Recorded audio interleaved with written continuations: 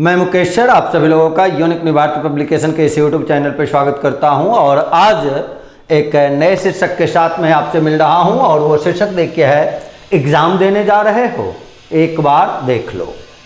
आ जाइए। इस शीर्षक का नाम इसलिए दिया गया है अभी इस समय क्योंकि अब कुछ दिनों बाद 2-4-5 दिनों बाद आपका एग्जामिनेशन शुरू होने वाला है। CHSL का SSC के CHSL का जो एग्जामिनेशन आपका शुरू होने वाला है, तो SSC के लगभग सारे एग्जामिनेशन में SSC जितना भी एग्जामिनेशन कंडक्ट करती है उन सारे एग्जामिनेशन में आपको 25 में से अगर 25 नंबर का एग्जामिनेशन होता है तो लगभग 4-5 क्वेश्चन आपका ज्योमेट्री का पूछा जाता है। तो आज इस सीरीज में और इस सीरीज के पार्ट 1 में आज हम लोग देखेंगे ज्योमेट्री से रिलेटेड क्वेश्चन और वो सारे क्वेश्चन आपके प्रीवियस ईयर में पूछे गए हैं। 2019 में जो एग्जामिनेशन आपका हुआ था उसमें पूछा हुआ सारा का सारा क्वेश्चन है।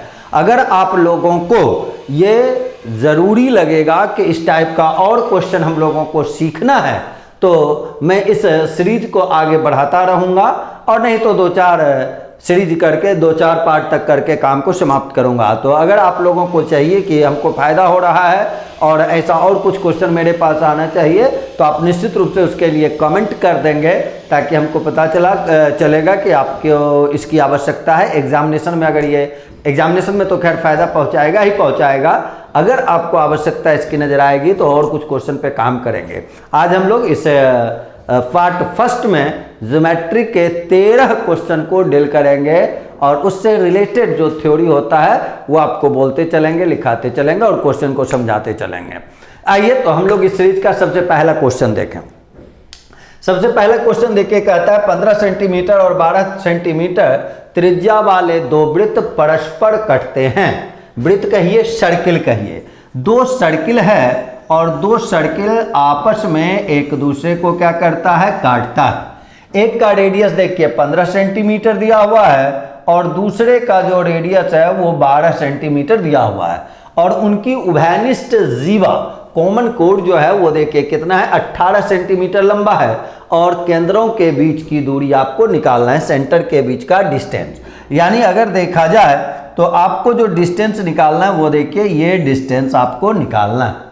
अब यहाँ से यहाँ अगर देखें तो ये जो रेडियस है आपका ये आपको दिया हुआ है 15 और ये छोटे वाले का जो रेडियस है वो दिया हुआ है आपको 12 है।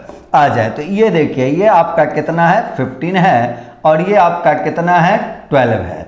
और ये इस पॉइंट का नाम अगर हम A ले लें और इस पॉइंट का नाम अगर B ले लें, कॉमन कोड देखिए कॉमन कोड आपका ये हो जाता है और इस कॉमन कोड को अगर यहाँ आप C कर लेते हैं, यहाँ D कर लेते हैं और जहाँ ये कटता है वहाँ O कर लेते हैं तो हमको जो निकालना है वो देखिए क्या निकालना है, A से B की लंबाई।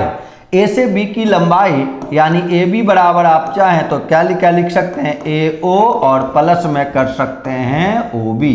यानी हमको चाहिए AO का लेंथ और चाहिए OB का लेंथ।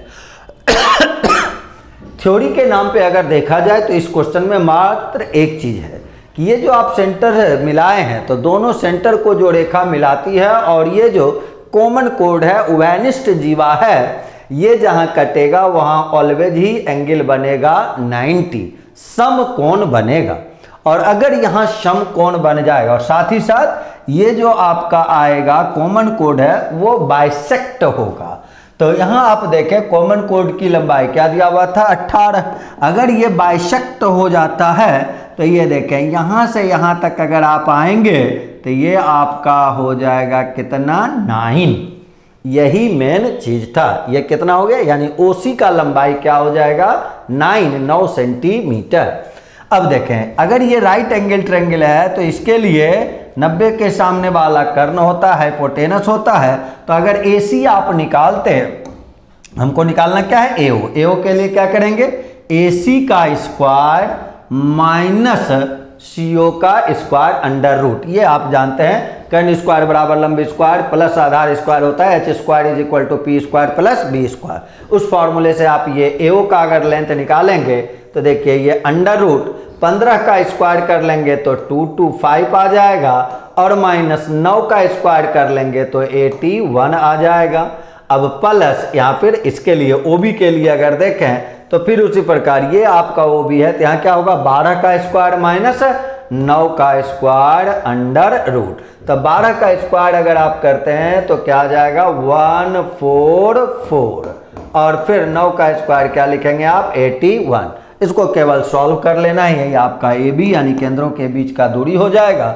225 में 81 को अगर घटाते हैं तो क्या होगा 144। 144 का अगर वर्गमूल निकालेंगे तो क्या मिल जाएगा 12 और ये देखिए प्लस हो गया। इसको अगर आप घटाते हैं तो ये कितना आएगा 63 और 63 का अगर स्क्वायर रूट देखें तो पहले फैक्टर कर लेंगे 9 × 7 तो 9 का वर्गमूल होगा 3 और ये हो जाएगा √7। तो आंसर जो आपको मिलेगा वो क्या हो जाएगा 12 प्लस 3√7 जो कि आपको दिया हुआ है ऑप्शन नंबर बी में। चलें इसके बाद दूसरा क्वेश्चन को समझें। सारा क्वेश्चन एसएससी में पूछा हुआ है, आपको समझाने के लिए थोड़ा वक्त ले रहे हैं, आप सही तरीके से समझ लें ताकि वैसा क्वेश्चन आप बना सकें। ये देखें क्या कह रहा है, त्रिभुज ABC में AB बराबर 7 है, BC बराबर 24 है, AC दिया हुआ है। अगर ट्रायंगल है और ये देखें 7 का स्क्वायर देखें कितना होता है 49, 24 का स्क्वायर बताएं कितना होता है 576 और 25 का स्क्वायर कितना 625। 576 में 49 को जोड़ेंगे 625 आ जाएगा, यानी वो राइट एंगल ट्रायंगल है। राइट एंगल ट्रायंगल है तो आपका काम ज़्यादा आसान है। राइट एंगल ट्रायंगल है, एक आपका 7 दिया हुआ है, यहाँ देखें A कर लेते हैं, ये B कर लेते हैं, यहाँ C कर लेते हैं, ये आपका 24 है और ये आपका कितना है 25। आपको कहा गया है कि G जो है त्रिभुज का केंद्रक। केंद्रक किसको कहते हैं, त्रिभुज की माध्यिकाएं, गौर से सुनेंगे, त्रिभुज की माध्यिकाएं जिस बिंदु पर मिलती हैं वो कहलाता है त्रिभुज का केंद्रक, जिसको आप इंग्लिश में सेंट्रॉइड बोलते हैं। और सेंट्रॉइड, राइट एंगल का जो सेंट्रॉइड का लेंथ होगा वो ऑलवेज ही हाइपोटेनस का आधा होगा। केवल राइट एंगल में ये ध्यान रखेंगे, सारे त्रिभुज में ये घटना नहीं होगी। राइट एंगल ट्रायंगल अगर है तो उसका जो माध्यिका होगा, मीडियन होगा, उसका जो लेंथ होगा ऑलवेज ही हाइपोटेनस का आधा होगा। तो हाइपोटेनस आपका था 25। अगर मान लें हम यहाँ कोई पॉइंट का नाम यहाँ T ले लेते हैं तो BT बराबर अगर आप लिखते तो BT बराबर आपका देखिए कितना हो जाता 25/2, हाइपोटेनस का आधा। अब आ जाए, लेकिन आपको कहा गया है केंद्रक। देखिए यहाँ केंद्रक ले लेते हैं जी, त्रिभुज की तीनों माध्यिकाएं यहाँ मिली होंगी, वही केंद्रक है। आपको क्या निकालना है BG की लंबाई। अब एक चीज आप जानते होंगे कि त्रिभुज का जो केंद्रक है प्रत्येक माध्यिका को 2:1 के अनुपात में विभक्त करता है। प्रत्येक माध्यिका को 2:1 में विभक्त करता है और शीर्ष की तरफ जो रहेगा वो 2 होगा और साइड की तरफ जो रहेगा वो 1 होगा। यानी इस BT को, इस 25/2 को आपको बांट लेना है, डिवाइड कर लेना है 2:1 के रेशियो में और निकालना जो है वो कौन सा 2 वाला पार्ट निकाल लेना है। तो 25/2 में को जब आप 2:1 में बांटेंगे तो भाग कितना से लगाएंगे 3 से। ये देखिए हम लोग BG का लेंथ निकाल रहे हैं और इनटू करेंगे। अगर हमको ये चाहिए B से लेके G तक यानी शीर्ष की तरफ वर्टेक्स के साइड का लेंथ चाहिए तो इसमें गुना करना होगा हमको 2 से। 25/2 यहाँ पहले 2 था तो 2 यहाँ रहने देते हैं। अब आ जाए तो 2 और 2 आपस में क्या हो जाएगा कैंसिल हो जाएगा और तब आपका बचेगा 25/3 और 25/3 के बदले आप आंसर क्या लिखेंगे D यानी 8.1/3 सेंटीमीटर। तो यहाँ 2-3 चीज आया उसको ध्यान में रखना है। राइट एंगल ट्रायंगल का जो मीडियन होगा, माध्यिका होगा, वो ऑलवेज ही कर्ण का आधा होगा।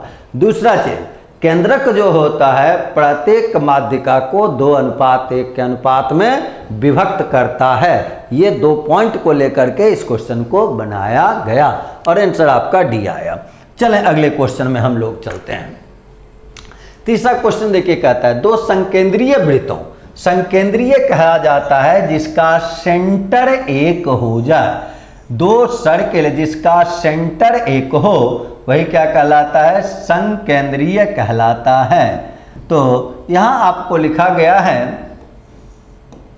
आ जाए कि दो संकेंद्रीय वृत्त है जिसकी त्रिज्या 15 और 9, बड़े वृत्त की जीवा की लंबाई निकालना है जो छोटे वृत्त पर स्पर्श रेखा है। यानी आपको ये देखना है कि ये जो छोटा सर्किल है इसका होना चाहिए टेंजेंट लाइन, अब बड़ा वृत्त का ये क्या हो जाएगा, जीवा, इसी का लेंथ आपको चाहिए। अब मान लें कि हम इसका नामकरण देखिए यहाँ सेंटर ओ कर लेते हैं, तो यहाँ से यहाँ तक देखें तो ये बड़े वृत्त का रेडियस है जिसका लंबाई देखिए कितना दिया हुआ है, 15 दिया हुआ है।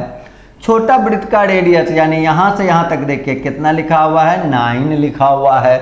और हमको ये जीवा निकालना है, इसको अगर हम नाम ए ले लें, यहाँ बी ले लें और ये एम ले लें, तो आप एक चीज़ जानते हैं, कोई भी सर्किल से देखिए ये यहाँ जो कोण बनेगा, कोई भी स्पर्श रेखा टेंजेंट लाइन रेडियस के साथ ऑलवेज ही 90 डिग्री का कोण बनाती है, राइट एंगल बनाती है, यानी यहाँ 90 डिग्री हो जाएगा।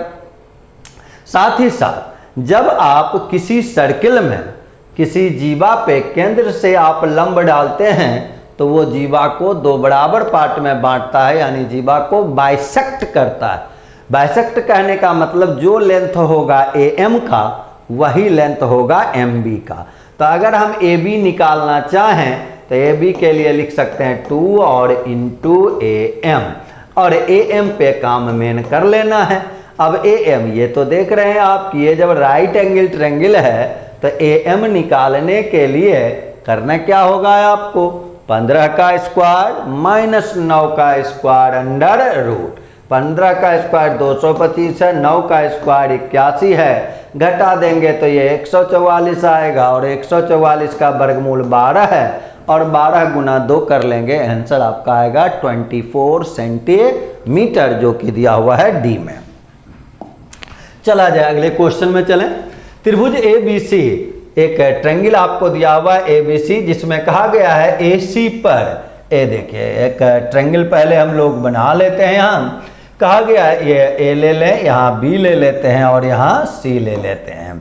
उसके बाद फिर आपको कहा जा रहा है कि ए सी पर क्रमशः डी, इस पर देखिए कोई पॉइंट है जिसका नाम क्या है डी, और ई जो है वो किस पे है, ए बी और ए सी पे। अच्छा, ए बी पे जो पॉइंट है उसका नाम है डी, ए बी और ए सी पर क्रमशः डी और ई है, और इस पे ए सी पे अगर देखा जाए तो इस पॉइंट का नाम देखिए है ई।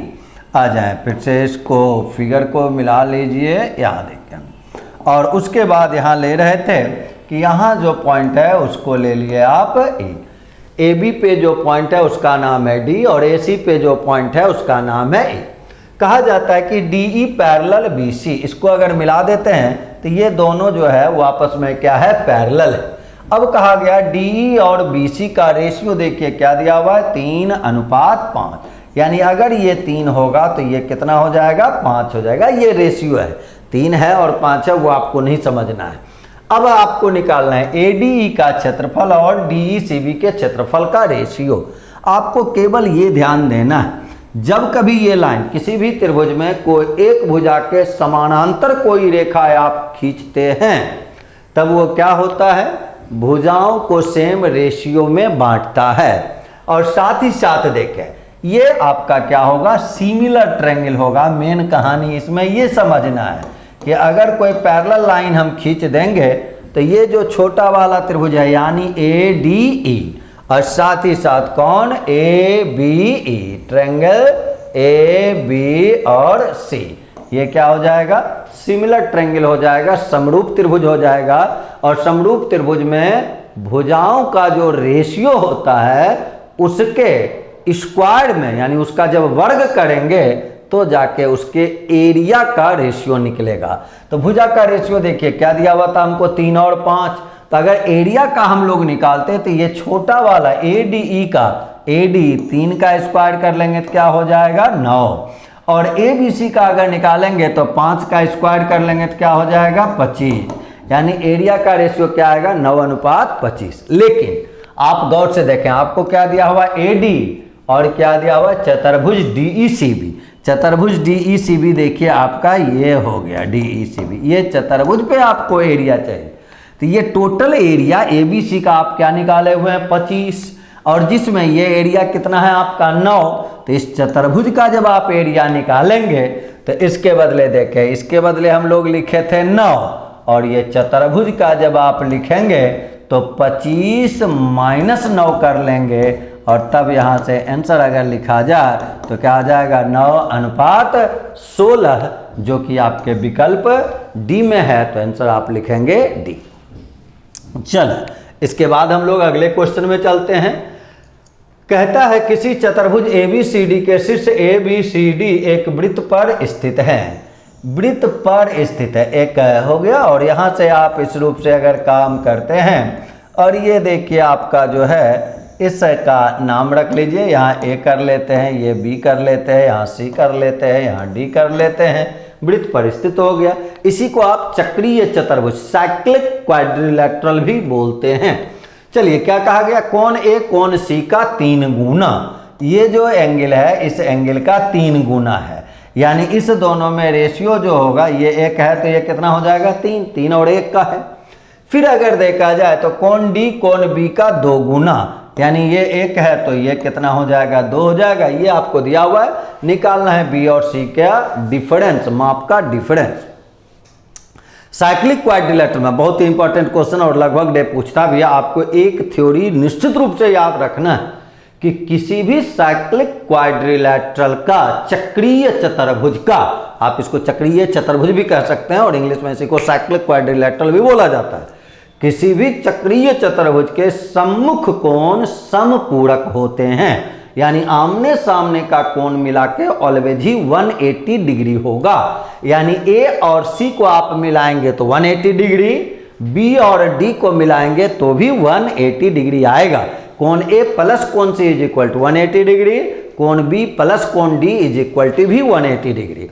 आपको क्या चाहिए, B चाहिए और C चाहिए, तो B और D को मिलाने पे 180, और रेशियो है 1 और 2 का। तो 180 को जब आप बांटेंगे 1:2 में, तो भाग लगाएंगे 3 से और गुना करेंगे। देखिए B निकालने के लिए 1 से गुना करेंगे तो रेशियो का बंटवारा है, ये आपका एंगल B आ जाएगा। और यहाँ से 1 से अगर गुना करेंगे तो देखिए कितना आ गया 60 डिग्री।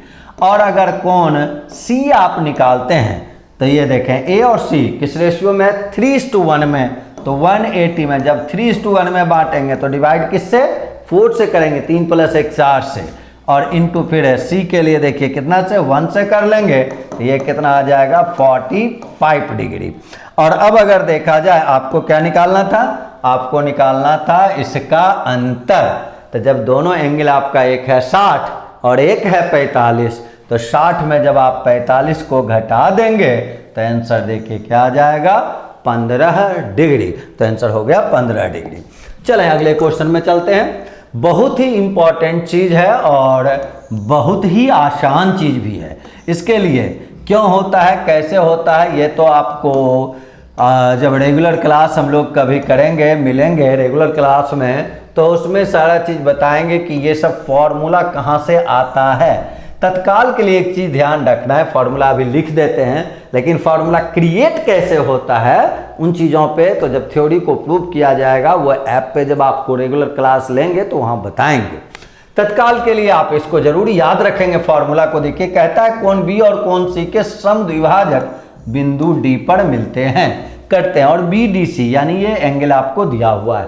तो जब किसी त्रिभुज में दो कोण का बाइसेक्टर समद्विभाजक जिस बिंदु पर मिलता है, अगर वो एंगल आपसे पूछा जाए तो उसके लिए केवल एक चीज याद रखेंगे, 90 डिग्री प्लस A/2, यानी जो एंगल छूटा हुआ है, ये दोनों का बाइसेक्टर था तो एंगल छूटा हुआ कौन है, A, तो यहां लिख देंगे एंगल A/2। इसको आप फॉर्मूला के रूप में याद रखेंगे। ये कहाँ से आता है वो तो सारा थ्योरी प्रूफ होगा, वहाँ से निकलेगा। चलें अब यहाँ तत्काल हम लोग इसका वैल्यू निकाल के देखें, आ जाए। तो यहाँ क्या लिखा हुआ है, BDC देखिए आपको दिया हुआ है कितना 104, तो इसके बदले आप 104 लिख लेते, इज इक्वल टू 90 कर लेते, और प्लस क्या हो जाता एंगल A/2। 90 को इधर 104 में जब घटाएंगे तो क्या आएगा 14, और इज इक्वल टू हो जाएगा एंगल A/2, और तब एंगल A का मान जब निकालेंगे तो 14 गुना 2 करेंगे, आंसर देखिए कितना हो जाएगा 28 डिग्री, जो कि आपके ऑप्शन ए में दिया हुआ है। फार्मूला निश्चित रूप से आप याद रखेंगे, किसी भी ट्रायंगल के दो एंगल का बाइसेक्टर जहां मिलता है वहां जो कोण बनता है वो ऑलवेज क्या होगा, 90 डिग्री प्लस एक जो बचा हुआ एंगल है रिमाइंडर एंगल बाय 2, वो ए हो, पी हो, क्यू हो, वो तो आपको देखने का जरूरत है क्वेश्चन में। चलें अगले क्वेश्चन में। कहा गया ABCD एक चक्रीय चतुर्भुज है। चक्रीय चतुर्भुज पे देखिए हम लोग क्वेश्चन बनाए हुए भी थे पीछे, और फिर वही चीज आ गया है, लेकिन क्वेश्चन यहाँ दूसरा है। यहाँ देखिए क्या कहा गया, AB इस पर बने वृत्त का व्यास है। ये अगर साइक्लिक क्वाड्रिलेटरल है, यहाँ A ले लें, B ले लें, व्यास कहने का मतलब वो सेंटर से होके गुजरेगा, इस सेंटर का भी नाम ले लेते हैं वो। फिर कहा गया तथा कोण ADC बराबर, अब चक्रीय चतुर्भुज है तो पहले चतुर्भुज देखिए बनाते हैं। ये आपका हो गया चक्रीय चतुर्भुज ABC और D, और ये एंगल आपको दिया हुआ है देखिए कितना, 158, ये लिखा हुआ है आपको 158। आपको निकालना है कोण BAC का मान, ये एंगल आपको चाहिए। अब इसके लिए केवल एक चीज है, एक थ्योरी देखिए यहाँ काम करेगा। ये अगर व्यास है, ये अगर आपका व्यास आ रहा है तो ये ध्यान देना है, ये ABCD यहाँ से यहाँ तक जो है वो क्या हो गया, सेमी सर्किल हो गया। और अर्धवृत्त में स्थित कोण क्या होता है, समकोण होता है, 90 डिग्री होता है। यानी ये जो आप एंगल देख रहे हैं ये हमको पता है कितना है, 90 डिग्री। कुछ देर पहले आपको जब साइक्लिक क्वाड्रिलेटरल बता रहे थे तो वहाँ सिखाए थे अभी कि किसी भी साइक्लिक क्वाड्रिलेटरल का सम्मुख कोण, सामने वाला कोण, अपोजिट एंगल्स, वो जो होता है क्या होता है, सप्लीमेंट्री एंगल से होता है, संपूरक कोण होता है। संपूरक कहने का मतलब आमने सामने वाला को मिला देने पे, जोड़ देने पे 180 डिग्री के बराबर होगा। यानी ये D और B मिला के कितना है, 180 डिग्री है। अब ये सोचा 180 में ये कितना है, 158 है। तो अगर ये एंगल निकालना चाहेंगे तो 180 में 158 को घटा देना है। तो 80 में ये 180 यानी 0 में जब आप 8 को घटाएंगे तो क्या मिल जाएगा, 2 मिल जाएगा। और फिर जब आप यहाँ 7 में 5 को घटाएंगे तो क्या मिल जाएगा, 22 मिल जाएगा। यानी यहाँ हम लोगों का देखें तो 158 है तो 180 और माइनस में देखिए कितना किए, 158। 10 में 8 को घटा के 2 लिखे, 7 में 5 को घटा के 2 लिखे, तो ये हमारा आया 22 डिग्री आ जाए। लेकिन हमको इस एंगल से मतलब था, तो अब इसके लिए अगर देखें तो ये अगर ट्रायंगल आपका है तो इस ट्रायंगल में तीनों कोण मिला के आएगा 180 डिग्री, और उसमें ये 90 और ये 22 हो गया। तो 90 और 22 अगर जोड़ देते हैं तो कितना आ जाएगा, 112 हो जाएगा। और इसको आप घटा लेंगे कितना में, 180 में। क्यों 180 में घटाएंगे, क्योंकि त्रिभुज के तीनों कोणों के मापों का योगफल 180 डिग्री होता है। और 180 में अगर 112 आप घटाते हैं तो आंसर देखिए आपको क्या मिलेगा, 68 डिग्री। तो ये जो हम लोगों का होगा वो होगा 68 डिग्री। चला जाए आगे, अब अगला क्वेश्चन में हम लोग आ जाए। अब देखिए यहाँ एक कह रहा है त्रिभुज ABC में AC और AB भुजाओं पर D और E बिंदु इस तरह हैं कि ADE बराबर कोण B है। अगर AD बराबर, अब आ जाए, एक ट्रायंगल आपको यहाँ दिया हुआ है ABC। तो पहले हम लोग ये ट्रायंगल बना लेते हैं AB और C को। ये आपका A हो गया, ये आपका B हो गया और ये आपका C हो गया। फिर देखिए दे रहा है AC और AB भुजा पर, AC भुजा पर जो पॉइंट है उस पॉइंट का नाम दिया गया है D। इस पर कोई पॉइंट है और उसका नाम है D, और AB पर जो है उसका नाम है E। क्रमशः है तो उस रूप से आपको नाम रखना होगा E। अब देखें कहता है ADE बराबर कोण B, ADE यानी ये एंगल जो है वो बराबर है एंगल B के, यानी ABC में इसके। अब आ जाए, ये एंगल अगर देखें हम लोग तो ये एंगल तो हमेशा दोनों में, त्रिभुज अगर एक बड़ा वाला त्रिभुज ले लें, एक छोटा वाला त्रिभुज ले लें, ADE ले लें, ABC ले लें, तो इसमें ये एंगल जो है वो तो दोनों ट्रायंगल में आ जाता है। तो बड़ा वाला में ये देखें यहाँ आपको पॉइंट डाल देते हैं, और यहाँ छोटा वाला में ये दोनों भी आपस में क्या हो जाएगा, बराबर। तब अगर दो त्रिभुज का तीनों कोण आपस में बराबर है तो वो क्या कहलाता है, वो कहलाता है सिमिलर ट्रायंगल। लेकिन यहाँ खास ख्याल रखना है कि कॉरस्पॉन्डिंग साइड लेना है।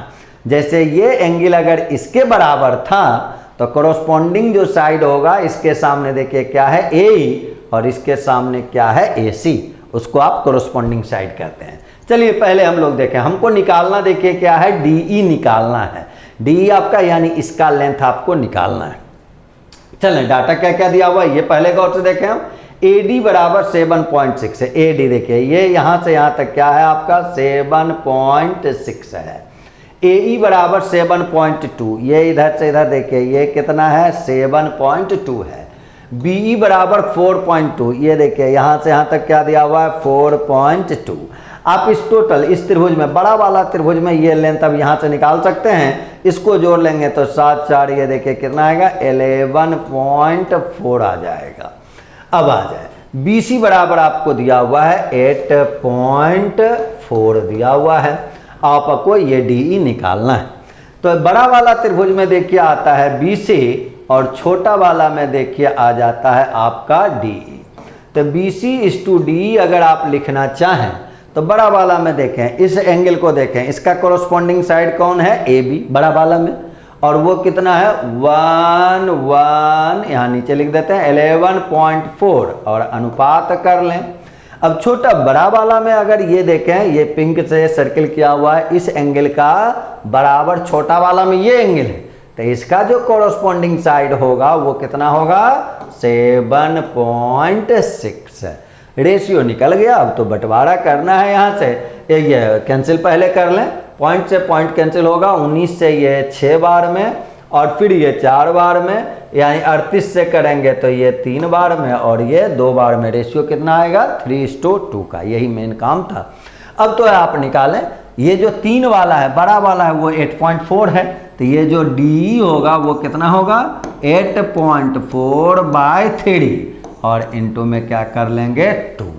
और तब यहाँ से अगर इसको कैंसिल करें तो 3 से इसमें अगर आप भाग लगाएंगे तो 28 28 गुना 2 करेंगे तो 56, यानी कितना आ जाएगा 5.6 सेंटीमीटर, जो कि आपके ऑप्शन बी में दिया हुआ है। रेशियो निकालना है सिमिलर ट्रायंगल में और उस रेशियो से कॉरस्पॉन्डिंग साइड को लेके काम कर लेना था।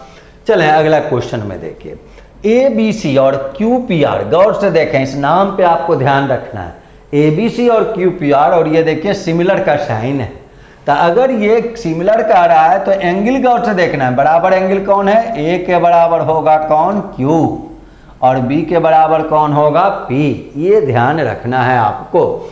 आ जाए, एरिया का रेशियो है कितना 9:16, तो एरिया का रेशियो अगर 9:16 है तो साइड का जो रेशियो होगा वो हो जाएगा इसका रूट, यानी क्या हो जाएगा 3:4। अब नाम के मुताबिक काम करें। AB, यहाँ गौर से देखें AB, ये दोनों बगल वाला है AB आपको दिया हुआ है, BC आपको दिया हुआ है, यानी ये BC दिया हुआ है और AC भी दिया हुआ है, और निकालना क्या है QP का लेंथ निकालना है। तो आपको केवल ये QP पे फोकस करना है।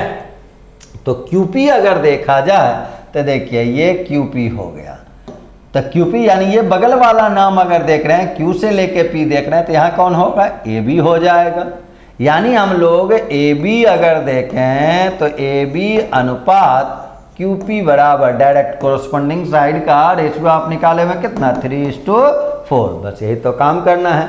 अब तो बंटवारा कर लें, QP आपको चाहिए और ये देखिए दिया हुआ क्या है आपका AB को खोजिए, कितना दिया हुआ है 12।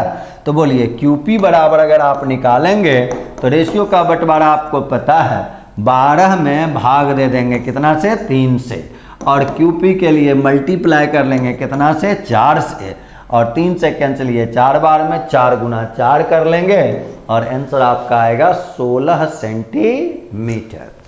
चला जाए अगले क्वेश्चन में चले। सिमिलर ट्रायंगल बहुत ही इंपॉर्टेंट चीज़ है, अक्सर आपको क्वेश्चन इस पे मिलता ही मिलता है।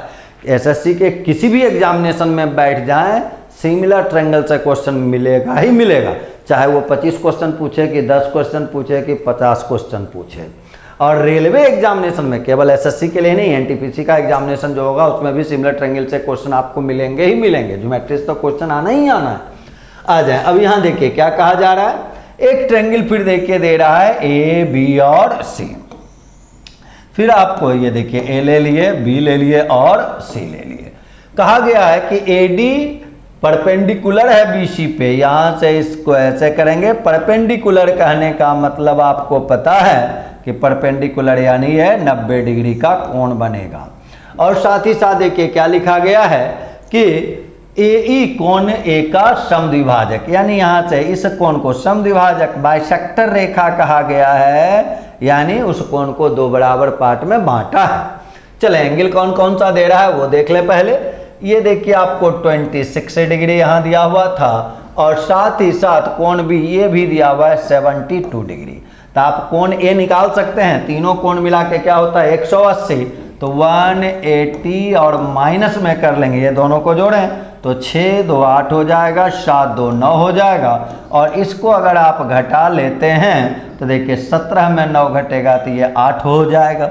यही मेन सवाल था, निकालना क्या है डी ए ई का माप। आ जाइए डी ए ई का माप निकालना, यानी ये देखिए हुआ डी ए ई। अब इसके माप के लिए ये आपको पता है ये टोटल एंगल जो ये था वो कितना था 82 डिग्री। तो अगर इस एंगल का माप हमको निकालना होगा तो क्या लिखना होगा 82/2 क्यों करेंगे, क्योंकि ये जो लाइन था वो क्या था बाइसेक्टर था, दो बराबर पार्ट में बांटने वाला लाइन था।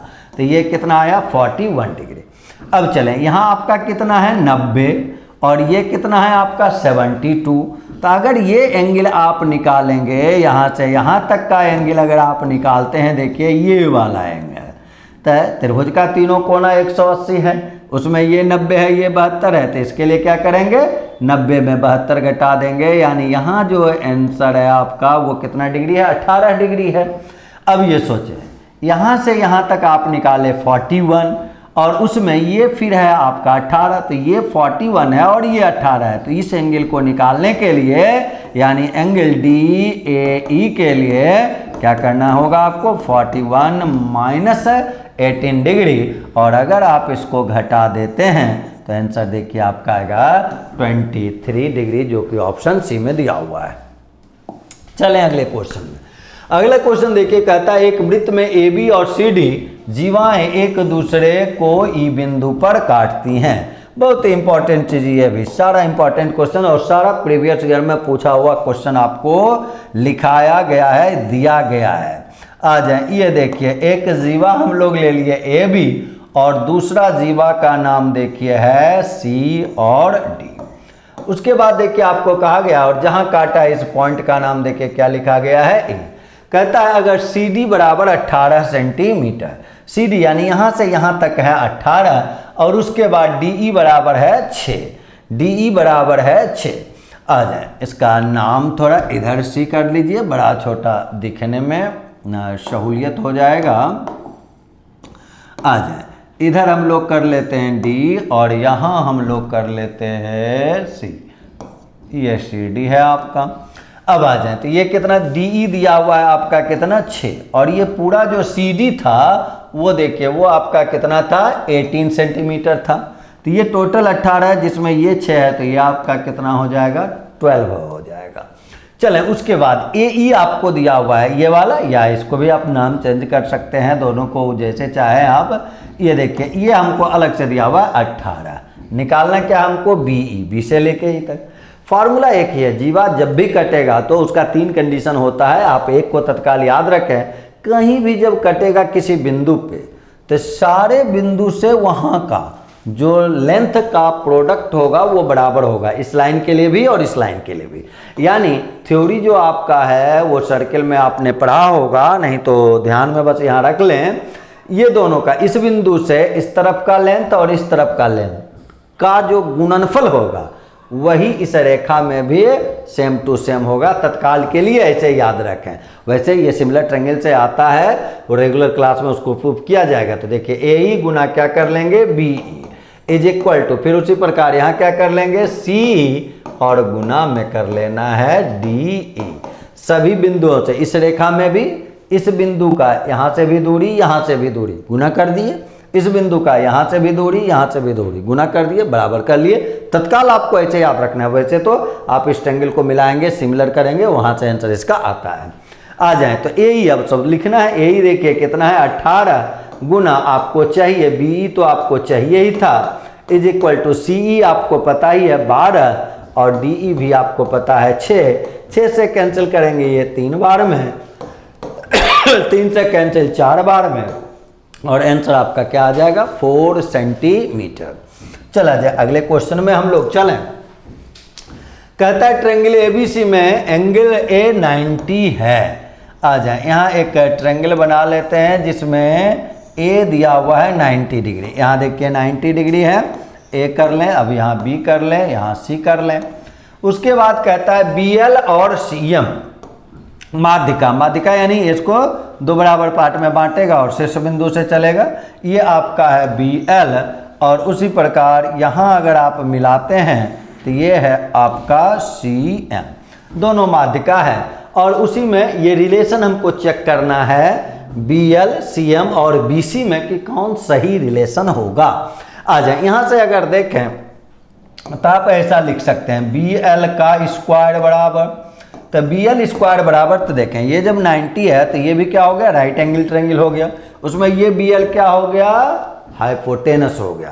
तो हाइपोटेनस के लिए क्या क्या है आप लिख सकते हैं ए बी का स्क्वायर बेस का स्क्वायर प्लस परपेंडिकुलर का स्क्वायर। अब ये देखना है परपेंडिकुलर इसका क्या है ए एल और ये क्या है मिड पॉइंट। तो अगर ये ए एल है तो इसके बदले आप क्या लिख सकते हैं ए सी बाय 2। तो इसके लिए देखिए हम लोग लिखे ए सी बाय 2 का स्क्वायर।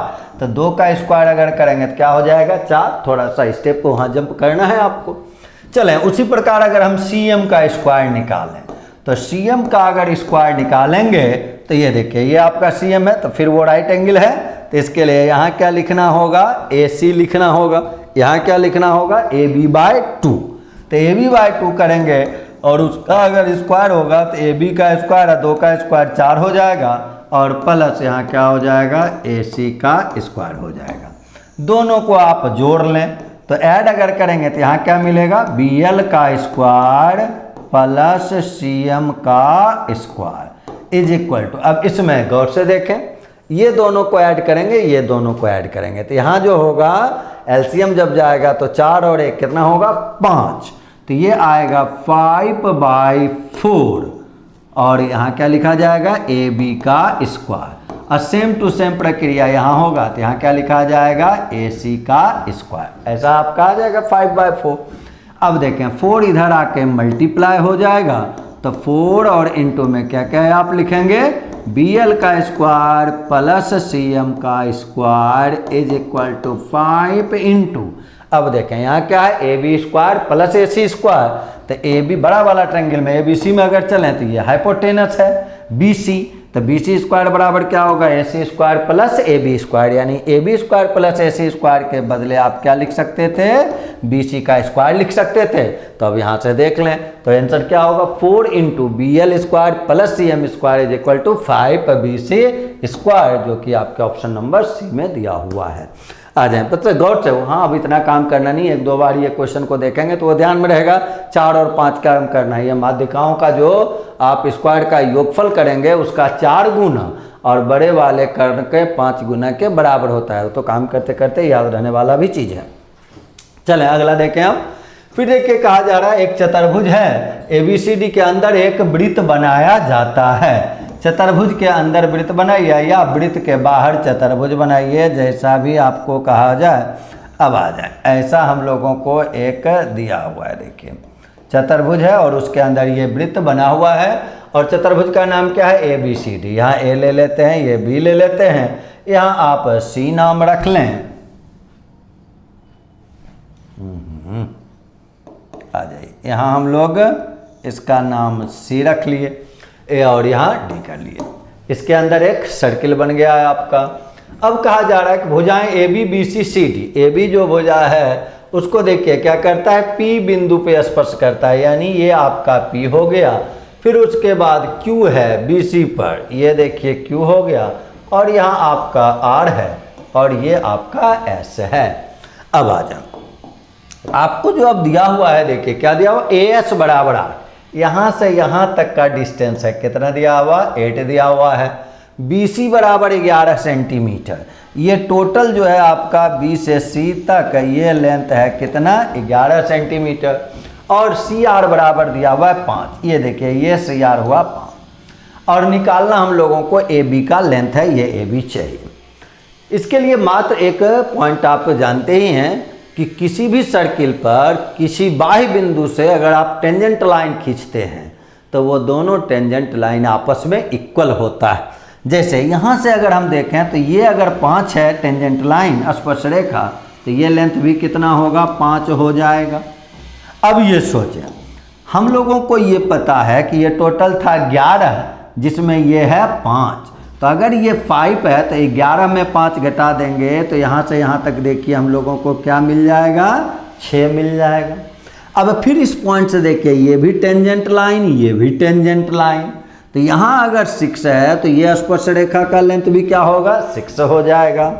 अब दूसरे तरफ से चलें, यहाँ अगर देखें तो ये टेंजेंट लाइन ए से जो टेंजेंट लाइन सर्किल पे खींचा गया है उसका लेंथ यहाँ कितना है 8 AS, तो जो होगा AS वही क्या हो जाएगा AP, यानी ये लेंथ भी क्या हो जाएगा 8। आपको किसका लेंथ चाहिए था, आपको AB बराबर चाहिए था, तो AB बराबर आप ऐसा तो लिख ही सकते हैं AP और प्लस में बताएं क्या लिख लेंगे PB।